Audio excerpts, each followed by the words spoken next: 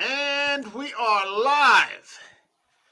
So, welcome to episode 87 of An American Werewolf in New Jersey. I am the American Werewolf in the house tonight. We've got a bit of a full house. We've got Ryan Daly in the house. He hasn't been here since the the fantasy list that we did a while back. It's been a few weeks. We've got Marty popping in from the Trash Picture Show over there in Dublin, and we haven't seen him since Starship Troopers and a little more Verhoeven. So it's good to have you here tonight. Thanks for stopping in, man. And yeah, man. And then we've got Eric from Hey Internet Eric here, who's always good company and here to talk some Verhoeven or just about Always anything else. Yeah, any other kind of movie you kind of want to bullshit about. Yep, I It's can all do good. that. So, this movie that we're about to get into, which is Paul Verhoeven's Total Recall, 32 years old now. Yeah. 32 years old. Is now streaming on Showtime. It's only streaming on Showtime. Usually you can find these movies on Tubi or Pluto, or it's on Netflix or Amazon. For some reason, it's only on Showtime. I happen to have Showtime. I was explaining this before the show. I don't remember why I have Showtime, but for some reason I do. There must have been something on there that I wanted to watch, and I got this introductory fee, and now they must see me coming now, because that your web pages and your social media feeds are tweaked by whatever you click on, and now I just got this thing that says stars. It's $20 for 6 months. So now I'm thinking about that.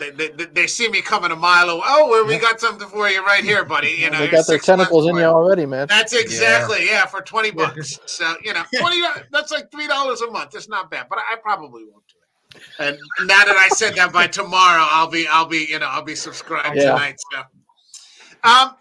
So Total Recall is one of the more famous books by the great sci-fi author Philip K. Dick, who wrote a lot of famous science fiction stories, short stories, novels that went on to become major science fiction productions, and probably some of the better science fiction movies that we talk about here today. His movies went on to become this movie, Total Recall, which has been made twice now. It went on to his stories went on to become the movies known as Blade Runner, Minority Report, and Richard Linklater's very underrated sci-fi thriller Scanner Darkly. That's right. This movie that we're talking about here today holds a special place in my heart. I hadn't seen it in about 15 years, and I was sort of rolling my eyes, the way you watch a movie you haven't seen in 15 years, and it's kind of from your much younger days, and you're wondering if it's going to hold up. But I'm ready to get into it and talk about what we saw, if you guys are. So shall we get it going? Absolutely. Yep. Boogie woogie.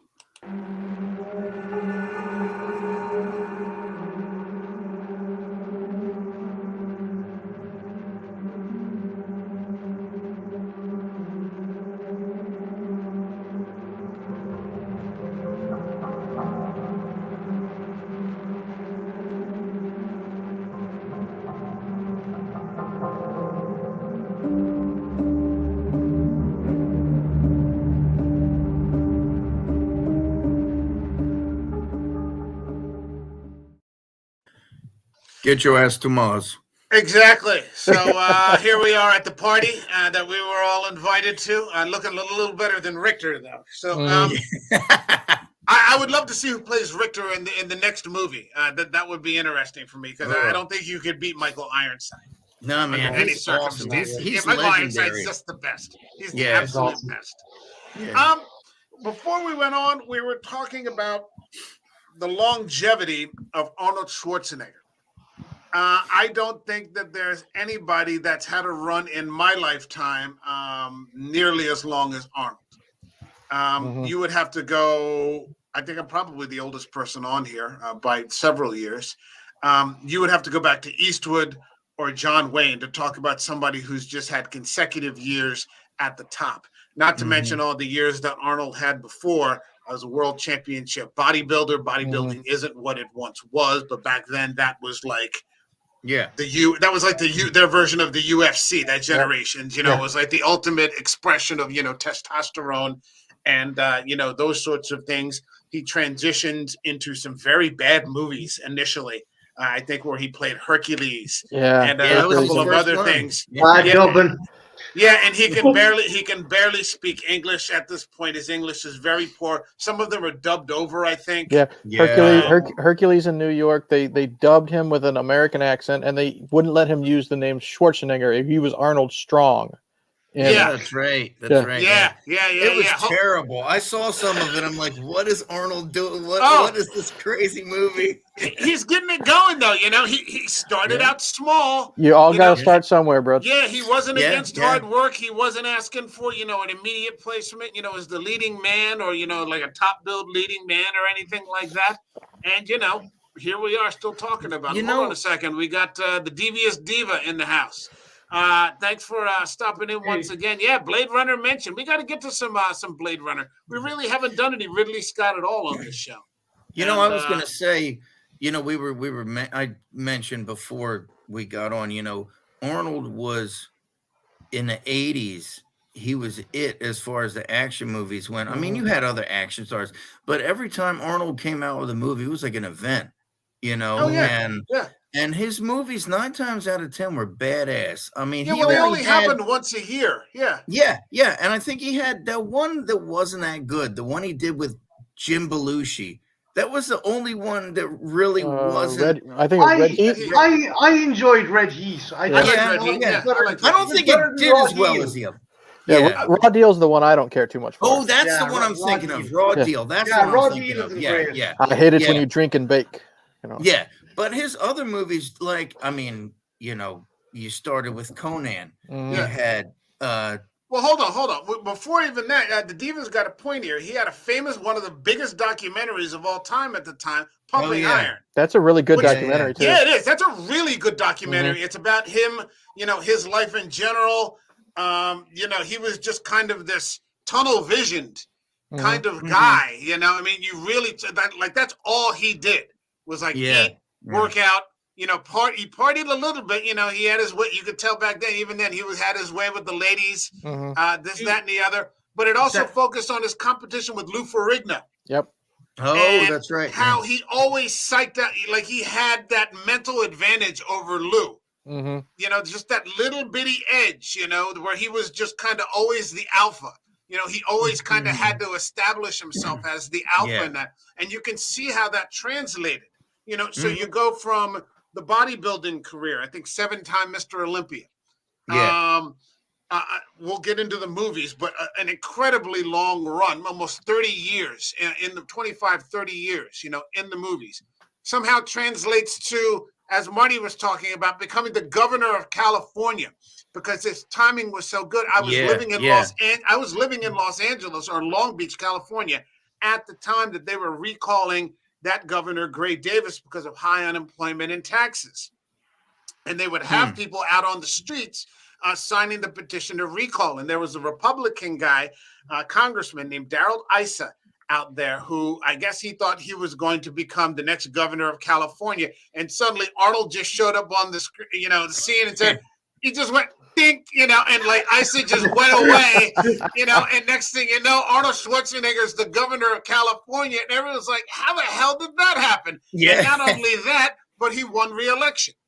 So you're talking about a man who is in the zone for over 30 years. That's pretty much unheard of in life.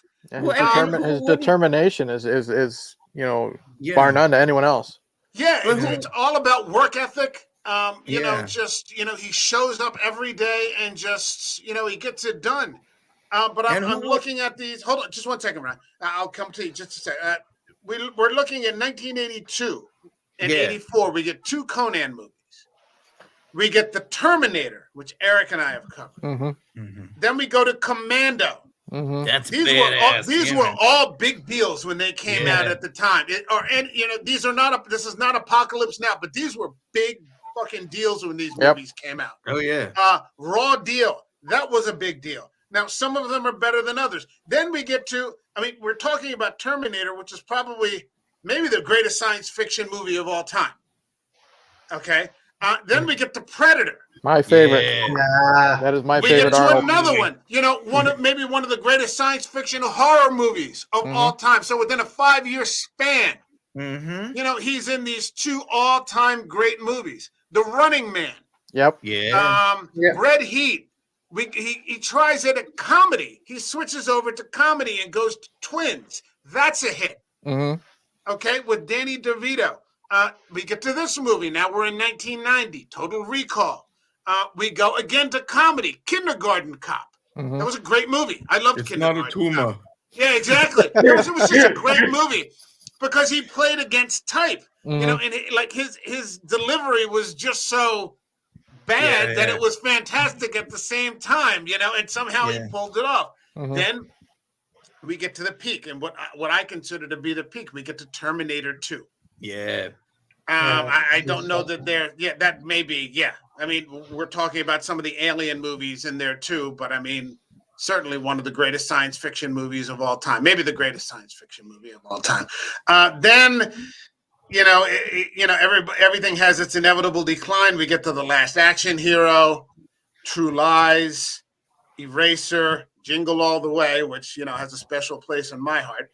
And then we get to Schumacher with Batman and Robin, and the wheels have really started to get wobbly at this point. And then we get to one of Eric's favorites, and I like it, End of Days. Which that's a good one. Yeah, he actually gave a shot at horror. Yeah. And it's not a bad. I would have liked to have seen him try a little more horror. But by then he was switching gears, and he did some other movies. I mean, I went up to 99. So I went from 82 to 99. And, you know, by then he was starting to, I think, eye politics a little bit. Right. And he transitioned he kind of becomes slowed governor down of California. When he slowed down in I think the early 2000s, because after End of Days, he did like that sci-fi one called The Sixth Day. I've always wanted to see that. I heard that wasn't bad. No, it's not bad. Yeah, and then he did that one Collateral, which I didn't see. It's all right.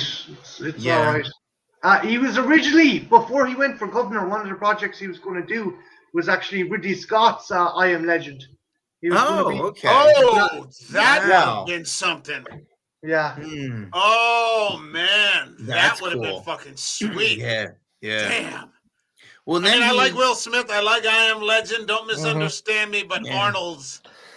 Well, and you notice, you know, after his terms were over, then he really then he had that heart surgery or whatever, and the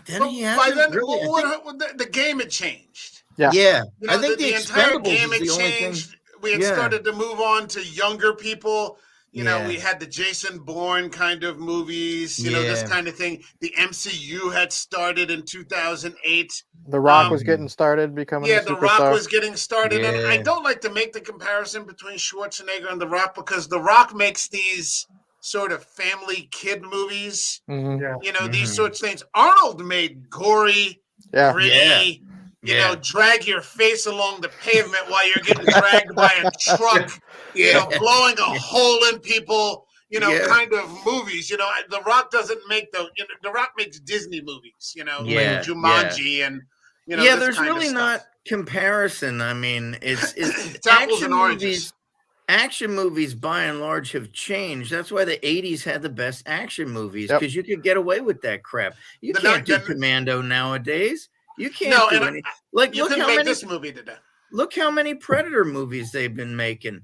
I mean, you know, there's some that are better than others, but nothing holds a candle to the original. True. I mean, because you took the genius of Predator was that you took Arnold, Carl Weathers, Jesse Ventura, all these badass actors, and pitted them against these unstoppable guys against this creature that's unstoppable. You know, it was a great concept. And I don't think it would have worked for any other actor other than Arnold, honestly.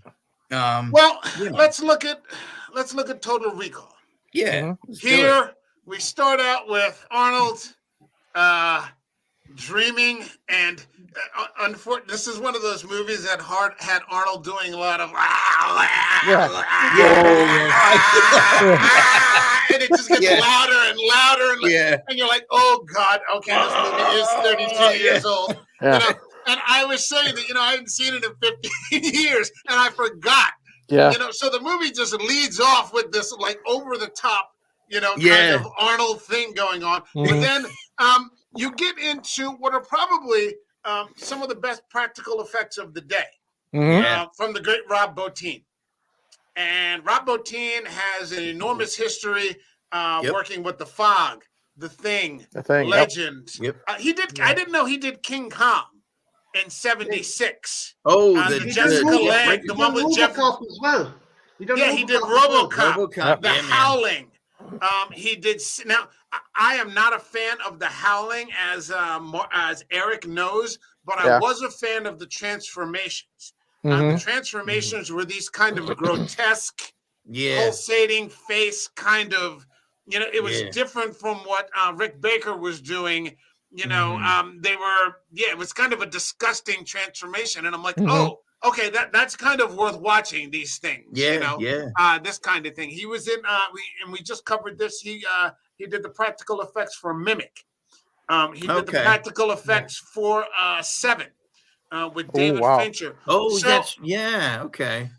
These are the effects of the time, and you see Arnold's, looking like his face is about to explode. Decompressing, with the eyes. Yeah. And then he wakes up in bed next to Sharon Stone. What a life. 1990 Sharon Stone. And which she wasn't in many movies at that point.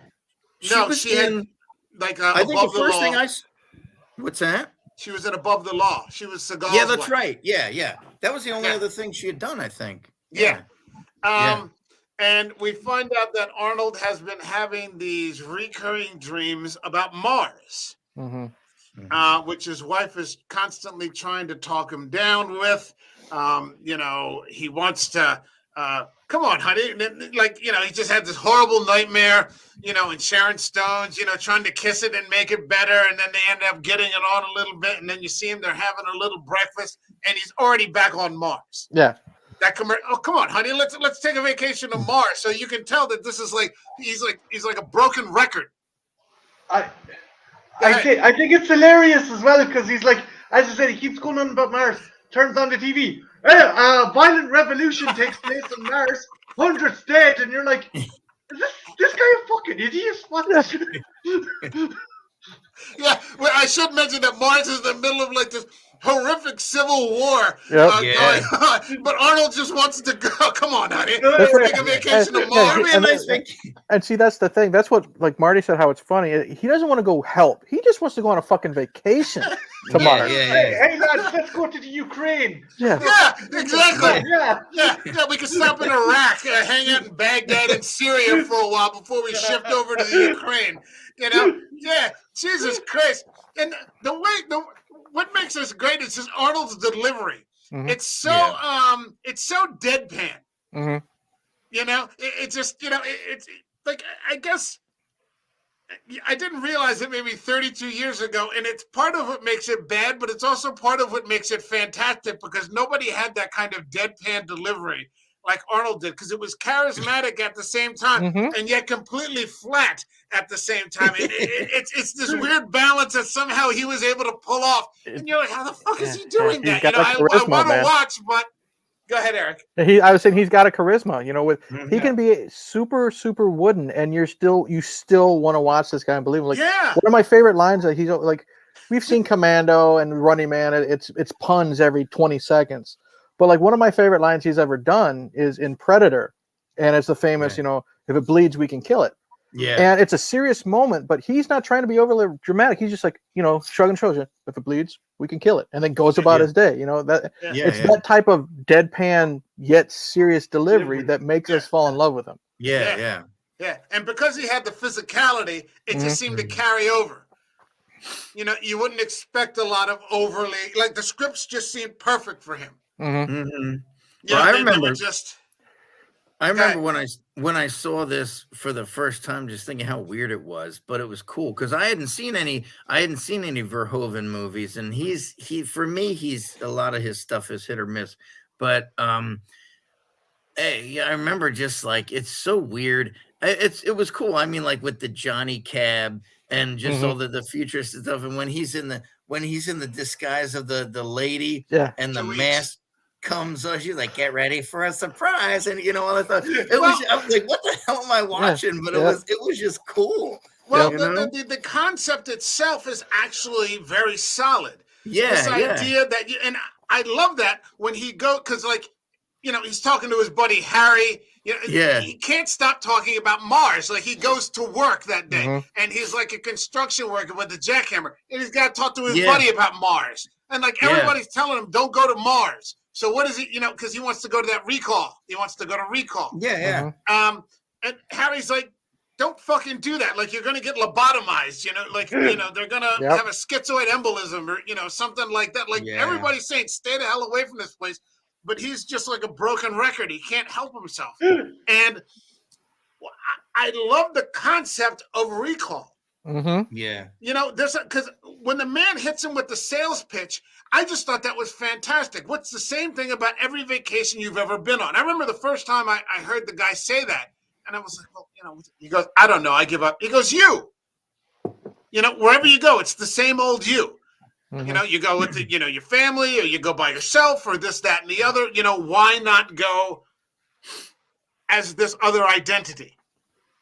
You could be a millionaire. You could be a playboy. You could be an athlete. You could be a secret agent. I mean, I just thought that was such a cool concept. I mean, that's a Philip K. Dick idea. That you could just, go on a holiday. You're not even going. But they could implant these memories in your head, that seem as real as. And I'm just like, wow, that's really fucking solid. And what's really funny is, you get all these implants and all that, but they says you also can have like souvenirs that they give to you for when you wake up, that like T-shirts and mugs and bullshit like that. It's a really cool fucking concept, and so he selects to go as a secret agent. Because secretly that's who he actually. It's like his subconscious is just picking away. That was what I thought was cool about it, is that everybody who was telling him not to go to Mars was in on this. And it turned out to be this whole big conspiracy. Like his buddy Harry was in on it. His wife, the famous "consider that the divorce" scene. I mean, they were all in on it. And when I love that twist when it was like, oh, okay. I mean, he's not really Douglas Quaid. He's actually Hauser. And, it really was, it was really cool. I think, that twist.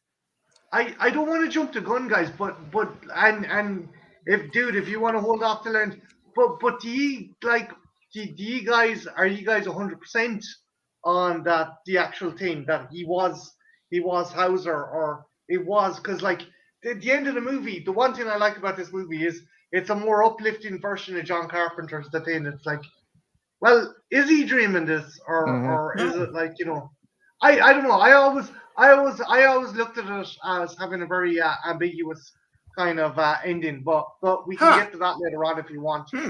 I never thought about it. Because that's the thing. Because if you think about it, he gets when the guy, we're getting jumping the gun, when the guy comes in, he says, you're still in recall, there's just been a fuck up, you're getting the girl that, the athletic, skeezy, brunette that you were after, Dr. Edgemore, all that stuff.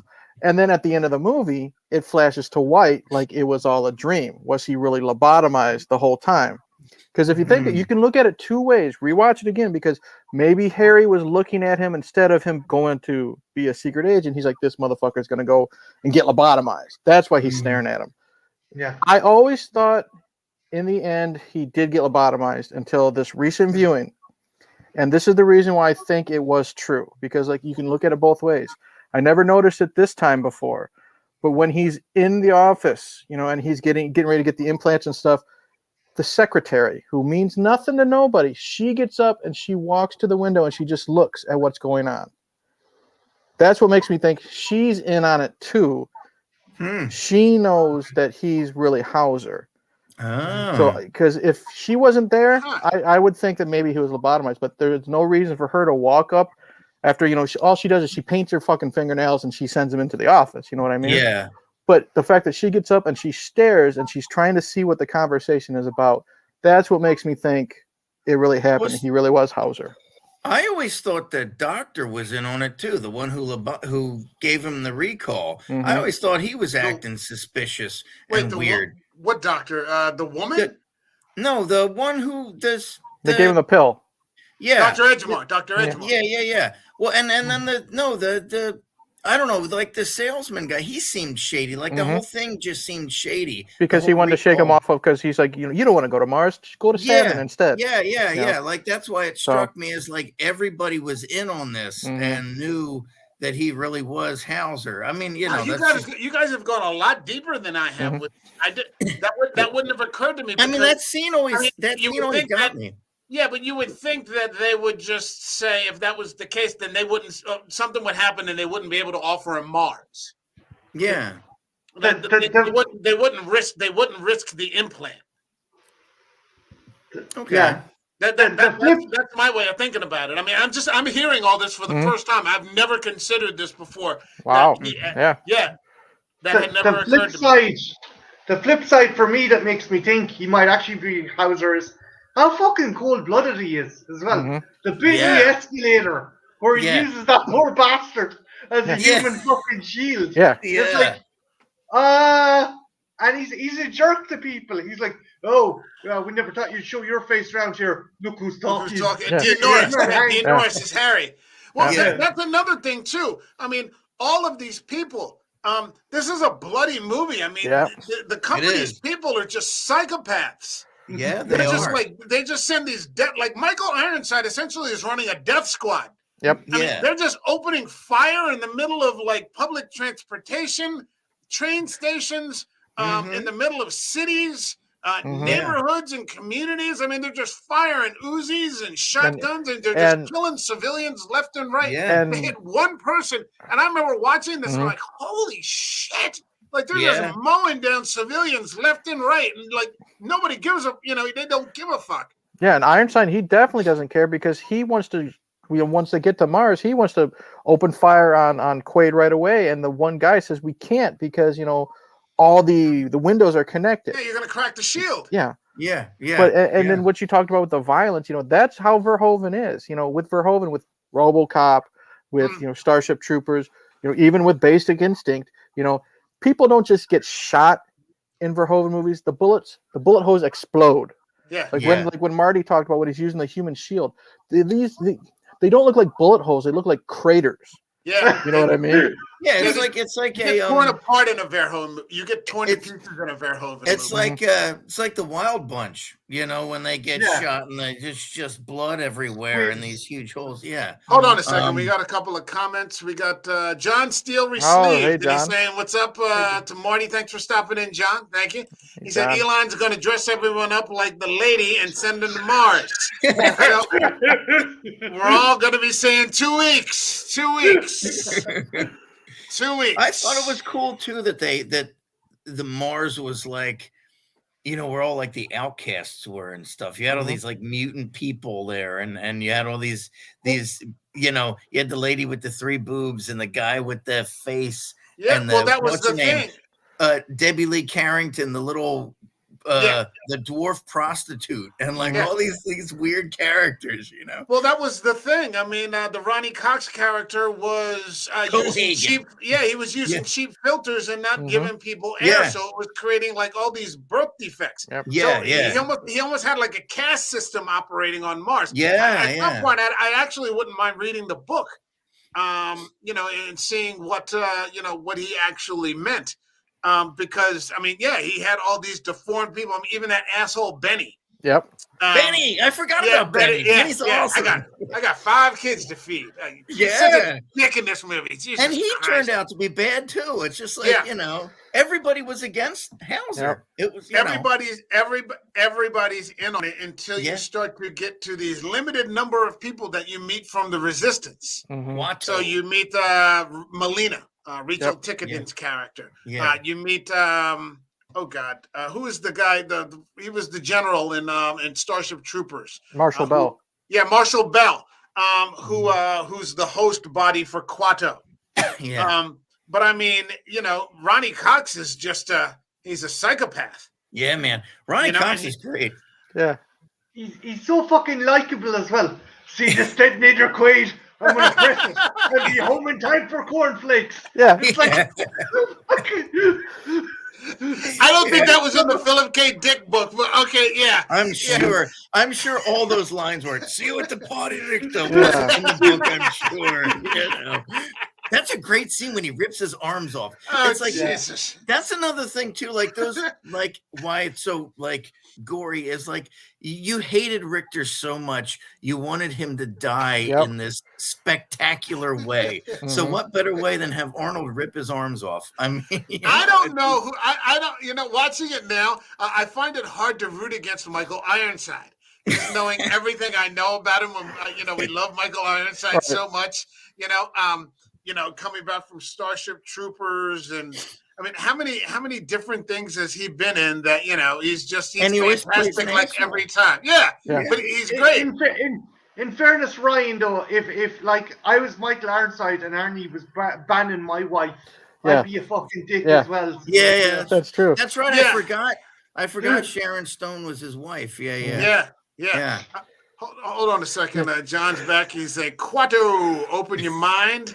And he said, imagine being with your transplant wife that long and then having to beat her ass. Well, that brings up a great point about Michael Ironside and Sharon Stone being a couple. When Ironside's got his little sidekick, little blonde dude, he's talking about, I'd be mad too if Quaid was banging my wife. You saying she liked it? No, I'm saying she hated every minute of it. Yeah, because I mean, think about that. You've got to be like, you're a cuck. Mm-hmm. But you're a laughing stock among all your colleagues because everybody knows your wife is banging, some other guy who's probably a higher guy in Cox's organization than he is because he doesn't even know what's going on. I was talking about this. I was thinking it. He kind of plays a buffoon. Yeah. He's not in on any of it. Mm-hmm. No, he's just this guy who's operating throughout the whole thing. Arnold's banging his wife. He has no idea what the big plan is, and he's just running around all over the place, just shooting the place up. Right. It's a hell of a thing. And he's the flunky. He doesn't know any of what's happening. Yeah. He has no idea. He has no idea what I think he had. It's a great role. I think I liked him a little better in Starship Troopers, where he's Lieutenant Ratchak.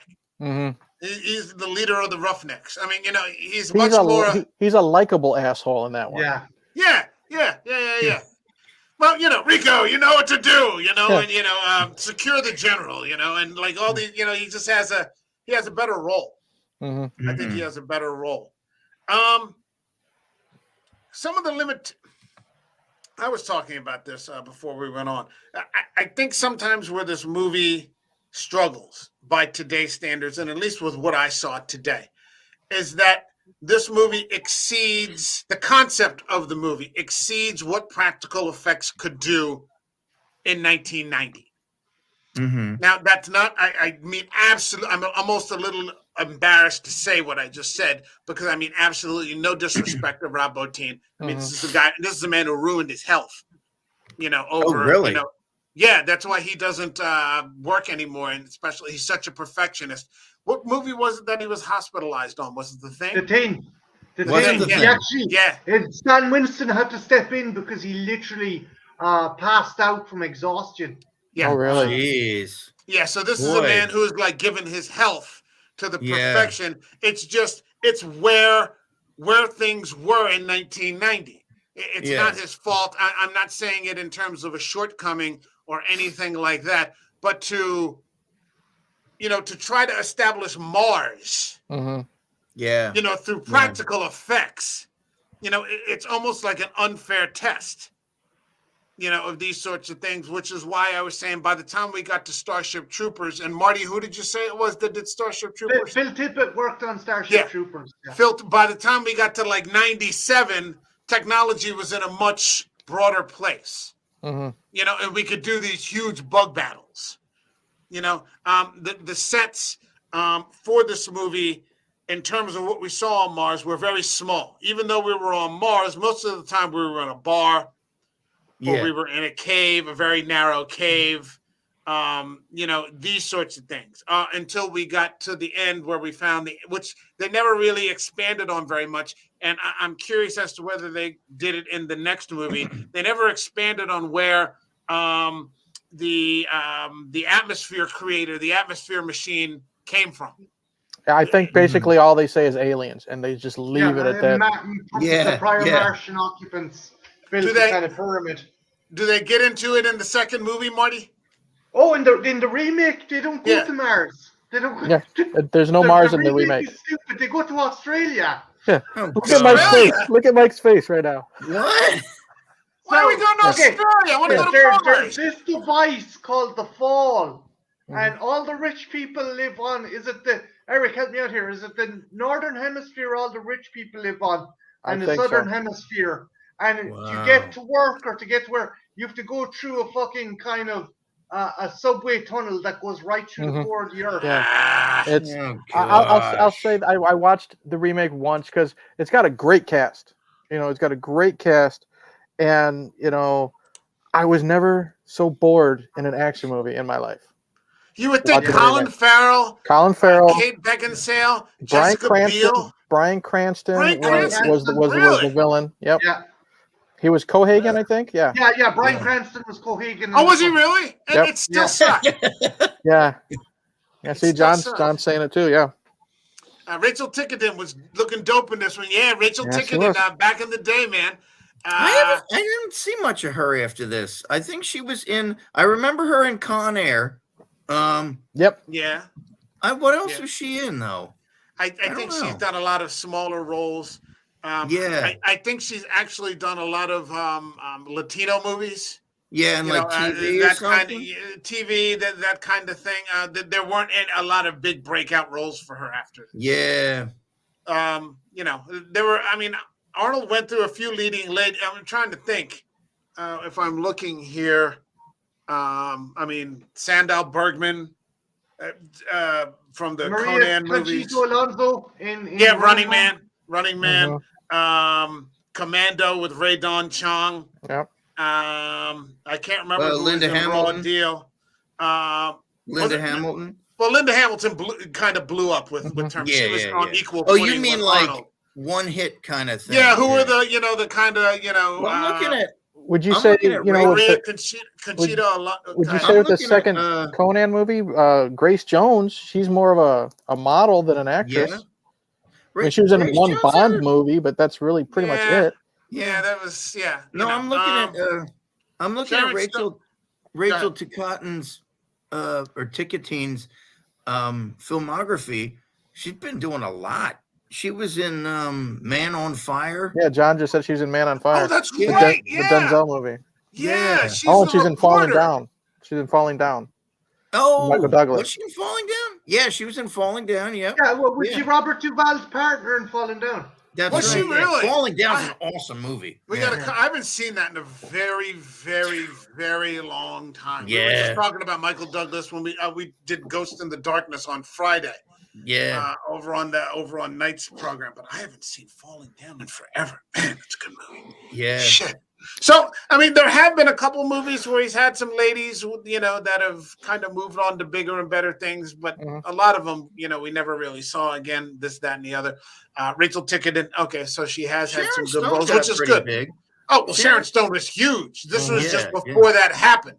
And this may have been one of the films that launched her because I mean, she actually performed quite a bit of action in this movie. Mm-hmm. Yeah, there was some good fight scenes. There's some behind the scenes stuff of her training, which is amazing. Oh, wow, okay. Yeah, there were great fight scenes. Was it 2 years later? Is Basic Instinct, and that's what set her off. You know what I mean? Yeah, and that was kind of the peak of her career, ass. though. I think Basic Instinct was like her big peak, and then after that, she did like all those action, like that one she did with Stallone. She did an action movie, but she came back in Casino and got nominated, I think, for an Oscar. Oh, that's right. I forgot she was in Scorsese. that. Which was essentially Goodfellas too. I think prior to this guy, she was in a bunch of Cannon movies. I think she was in fucking Action Jackson. She was in that's right. I forgot about Action Jackson. She was in the Quatermain movies with Richard Chamberlain as well. Oh, was she really? Oh, wow. She was Jackson. I love that movie. She was Steven Seagal's wife in Above the Law. She didn't do much Above in the that, Law. though. No, she didn't have any. Pam Grier was in that. Pam Grier was awesome. She was the partner. She was the partner. Yeah. So you've got this, sort of. He's trying to figure out what's real and what's not, what's an implant and what's not, and you've got this, company, and it's very strange because you would think that they would just try to like Ronnie Cox's character would just try to kill him, because eventually that's basically what it turns into, and I guess they really are friends. And Ronnie Cox doesn't want to do it until he's forced to, but it just would have been easier from the get-go to just eliminate the guy. Well, he wanted him to infiltrate and speak to Quado. That's what he wanted to lead the villains to Quado. That's what he wanted. Right. But doesn't Arnold almost do it by accident? He does. See, the issue is the resistance has psychics that can determine who's a spy. So that's why they erased his mind.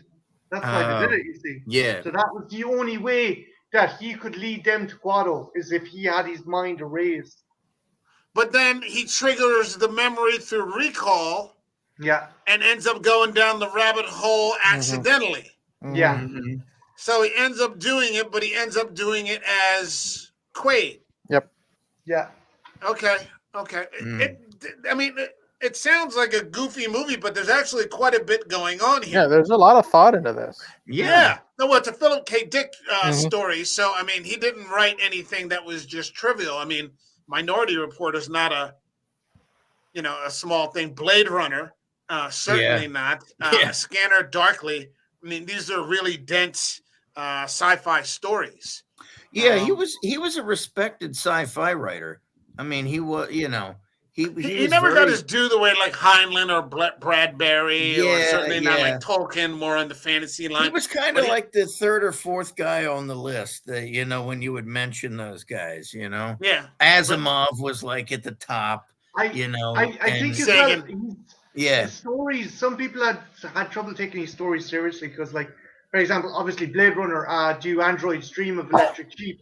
And this one, I think, was called We Can Remember It For You Wholesale. Yep. I think people didn't take his titles, take his stories as serious because some of the titles were a bit finicky. I don't know.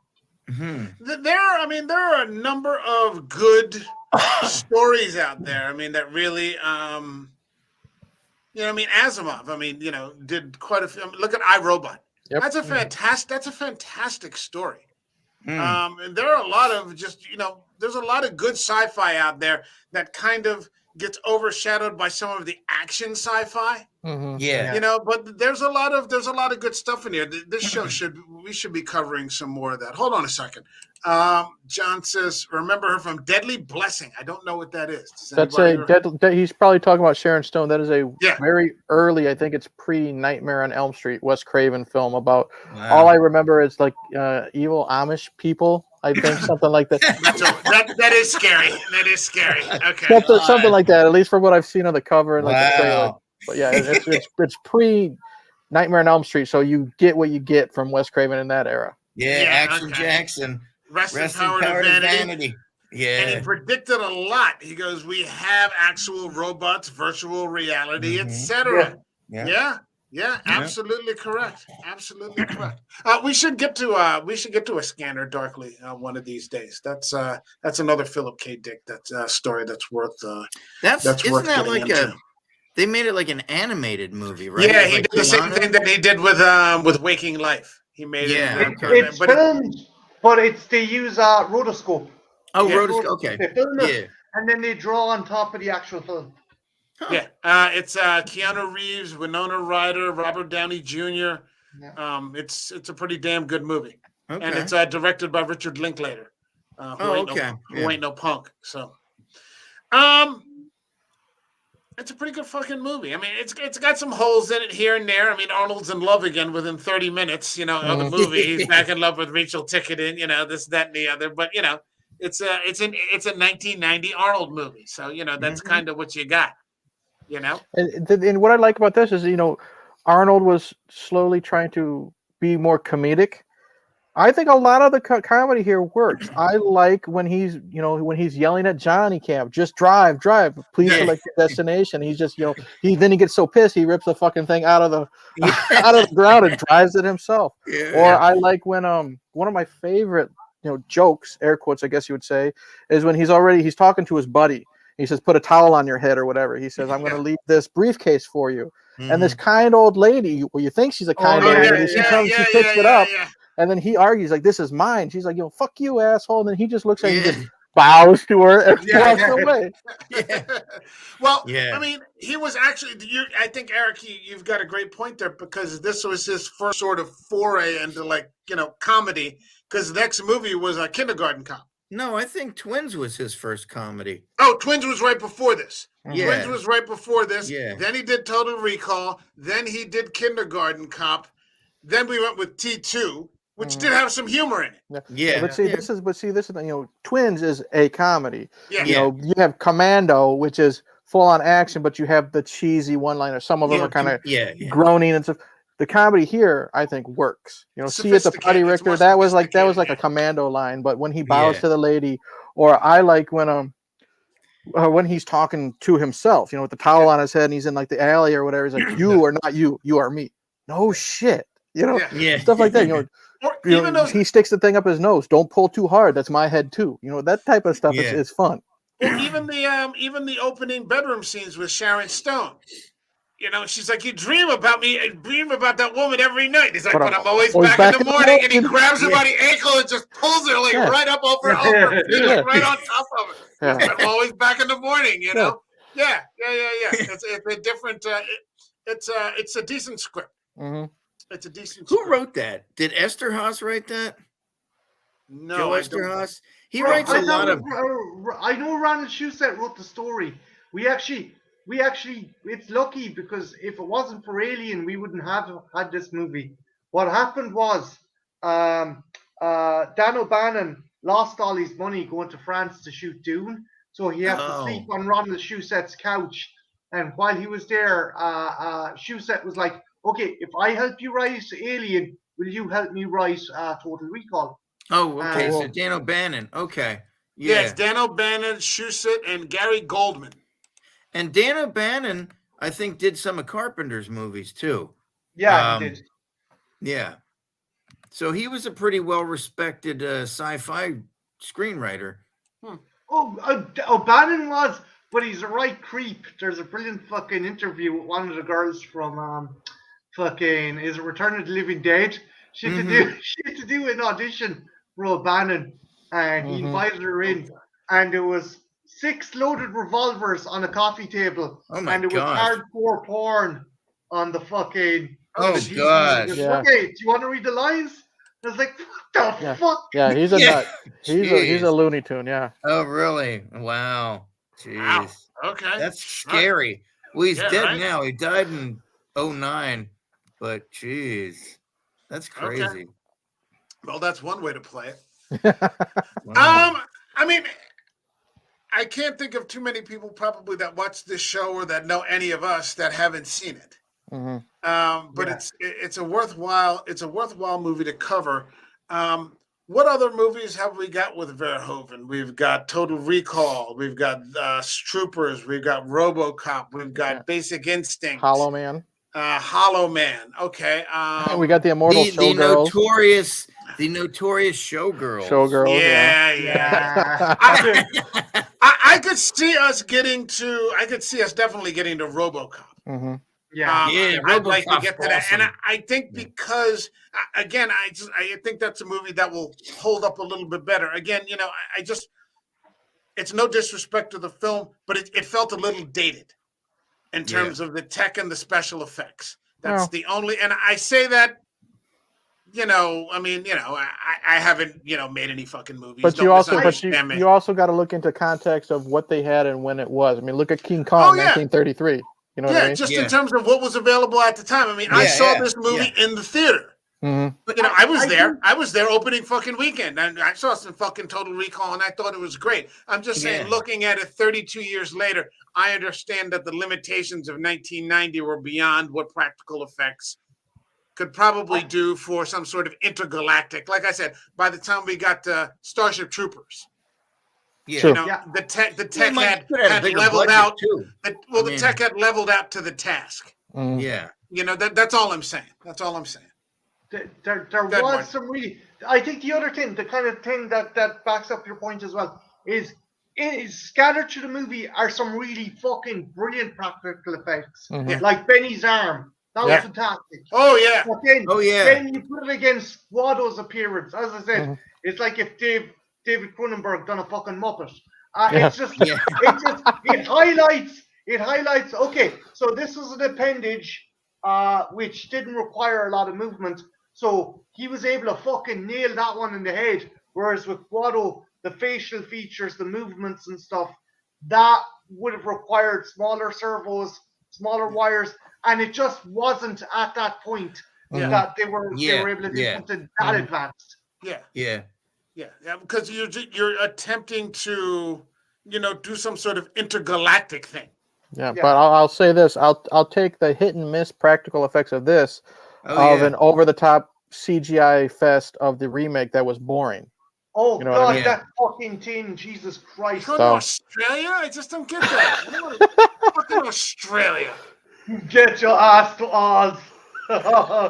So I'm looking at Verhoeven's films. It looks like his first American film was from '85 called Flesh and Blood.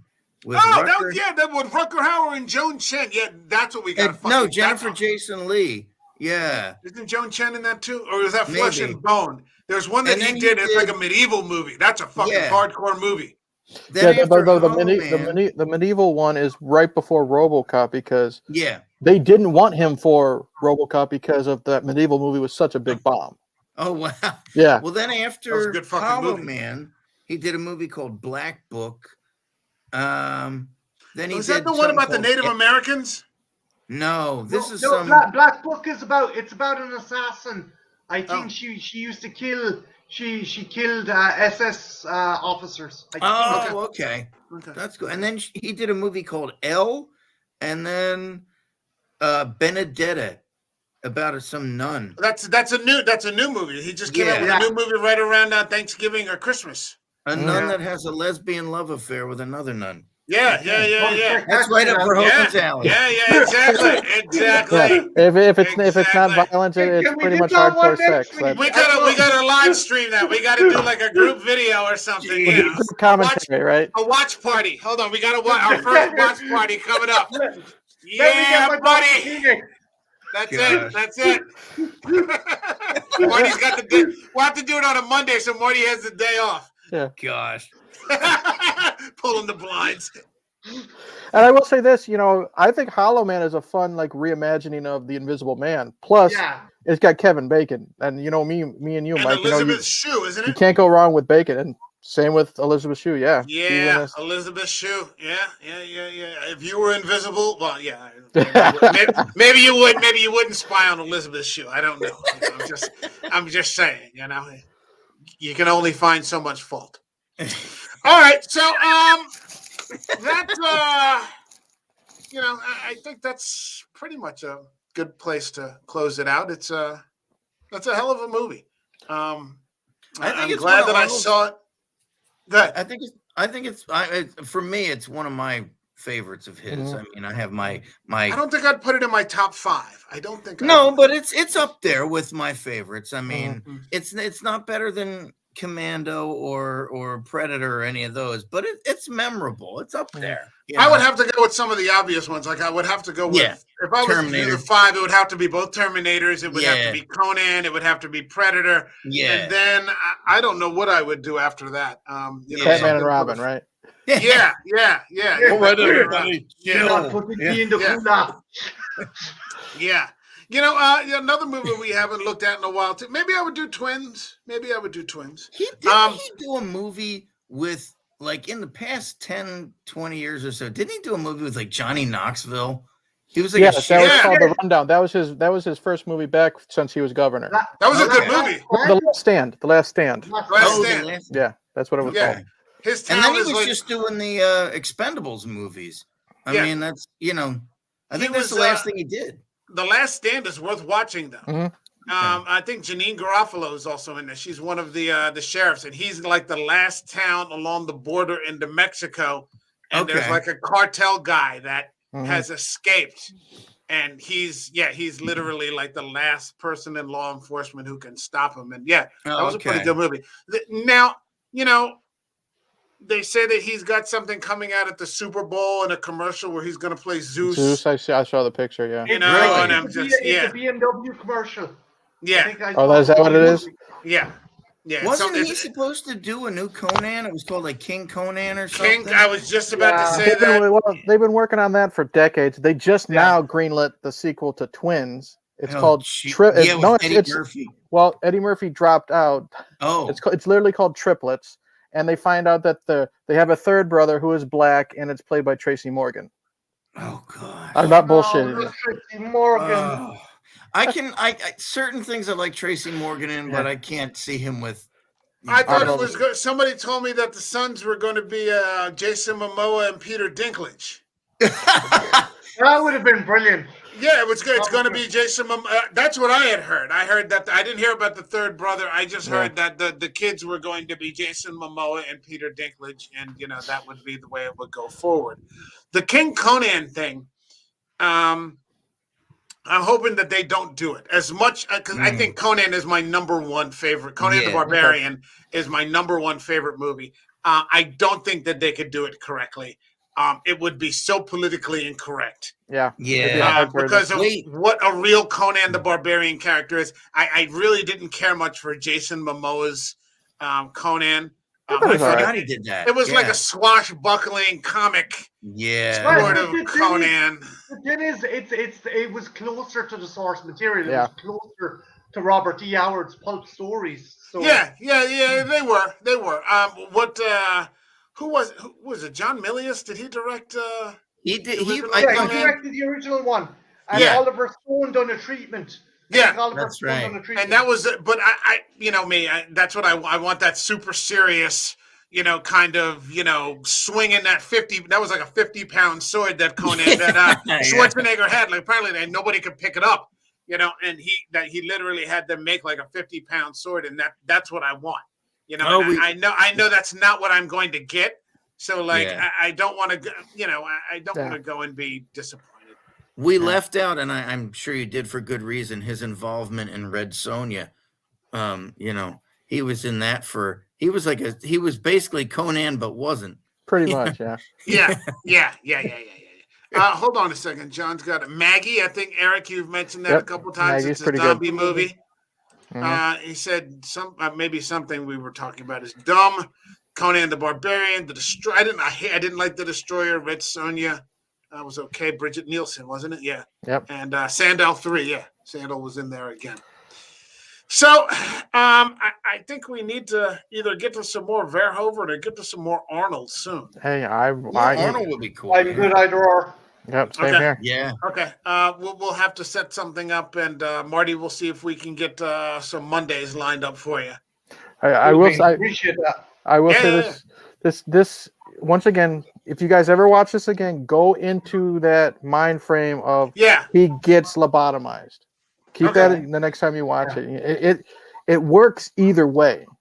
And that's what's so great about this writing. And I literally just thought about this, but it's kind of a funny anecdote.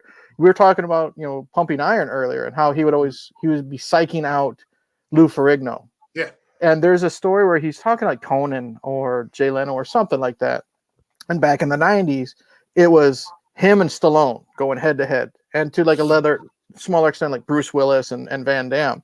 Mm-hmm. And Arnold, he wants to psych out his competition or, not, have them be as successful. He was telling the story about how initially Arnold was offered the role for Stop or My Mom Will Shoot. And he met up with Stallone, and he was telling Stallone, like, I want to do this. This is such a great script. It's so funny, but I don't have the time. So why don't you do it? This could help your career because, you see what happened with me and kids. And Stallone took it, and Arnold knew right away it was going to be a fucking bomb. And it's funny because, him and Stallone are good buddies now. Like, they're always fucking with each other on Instagram. And he did that interview, and then Stallone, right the very next day on Instagram, he's like, yeah, it's true. You screwed me over, but you know what? I'm still making my movies in the theater, type of thing. I hate to say it, but I actually saw that, and it was fucking funny. Mm-hmm. I just thought that was a really funny. It was the last movie I would ever think to watch. But I ended up watching it. Like, I came like 20 minutes into it, and it was just really fucking funny because Stallone was just playing against type. Mm-hmm. Which can sometimes really work. I mean, it bombed because nobody was interested in it. But I didn't think it was that awful of a movie. I am glad Arnie hasn't been cancelled because, by Christ, I love the man, but Jesus, I read. Did any of you guys read one of his books? One of his early books. He's quoted him saying, "Pussy eating ain't cheating." I was like, okay, Arnie. He was very politically incorrect. I remember when he ran for governor of California, a lot of stories came out about him, and things that he's quoted as saying and this, that, and the other. Which always happens. Yeah, the man, but you could do that with just about anyone. Mm-hmm. If you were to go back to quotes of everything that every person has ever said, everybody's just said an endless supply of dumb shit, that you think 10 or 15 or 30 years later, you're like, what the fuck was I thinking? But that's what ends up happening. And unfortunately now, you've got people that are compiling, people's quotes and, in a deliberate effort to tank them out. It's a shame. It's a shame. All right. I think that should bring it to a close. Hold on. The podcast by Mata. Oh, hey, Joe. What's happening, man? Thanks for stopping in. I think that pretty much brings it to a close for today. Mm-hmm. My thanks to Ryan for stopping in. We haven't seen him in a while. I think we're going to connect for Phantom of the Opera. Yes. We'll set that up. We're going to do that compare and contrast between that and the Cheney's, right? Cheney, and then the Hammer. Version. So that ought to be interesting. Marty, we're going to have to get you back here on some Mondays, whether for some Arnold or some Verhoeven. Hopefully, some Arnold. I think we might be in the mood for. I'm going to throw it out there. It's your show, Mike, but I'm going to throw out Predator. Yes, I was just thinking that. That's my movie. That wouldn't hurt. That wouldn't hurt. No, I've got that on Blu-ray. I've got that on Blu-ray. And Marty knows me and him. We could talk for hours on just the first movie. Talk about that movie when the cows come home. Yep. Okay. All right. We'll set it up then. We'll set it up. Predator. No problem. Yeah. And my thanks to Eric from Hey Internet Eric here once again here to talk some movies. Later this week on Wednesday, we'll be here at 8:00 to talk some Cronenberg. We're going to be looking at The Fly from 1986, which is another fucking amazing testament to practical effects. Yep. Some of the best you'll ever see. And then Thursday, it's up in the air. We might or might not be coming back with M. Night Shyamalan's Signs. I'm waiting to hear back from the Walk the Cinema, who said that they were interested in the show. They reached out because originally they were supposed to be in the show, and then I checked back and they're like, "Oh, it's okay. Yeah, we can probably do it." So we'll see. We might have a show on Thursday. If not, then we've still had 2 this week.